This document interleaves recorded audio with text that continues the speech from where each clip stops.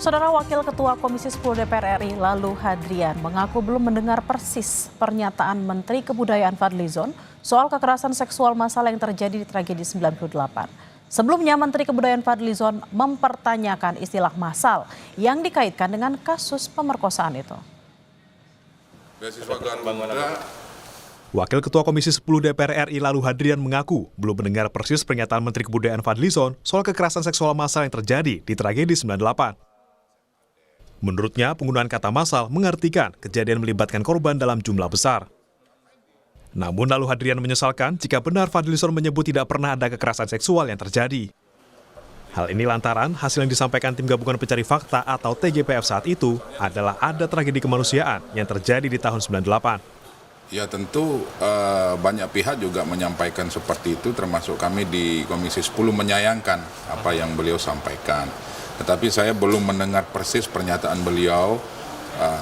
Kalau ternyata beliau menyampaikan bahwa itu tidak pernah terjadi, ya saya rasa itu memungkiri sejarah. Itu kalau kita bicara bahasa massal, massal itu kan lebih dari 1, bisa lebih dari 5, bisa lebih dari 10. Nah, di satu sisi TGPF pada saat itu sudah menyampaikan bahwa terjadi tragedi kemanusiaan, saya menyebutnya tragedi kemanusiaan karena melibatkan banyak korban.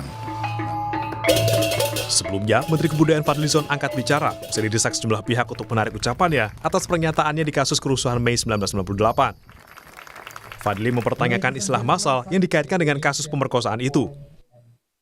Ia juga menambahkan ikut mengecam keras kasus pemerkosaan saat kerusuhan 98, namun istilah pemerkosaan massal perlu pembuktian hukum.